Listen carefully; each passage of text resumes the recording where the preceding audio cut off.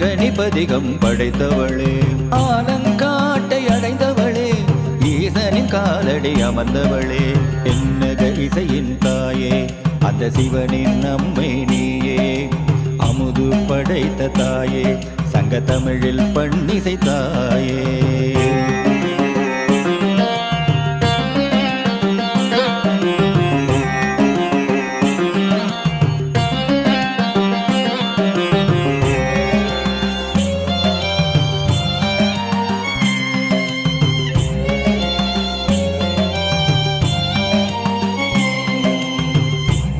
குலத்தில் பிறந்தவர், காரைக்காலில்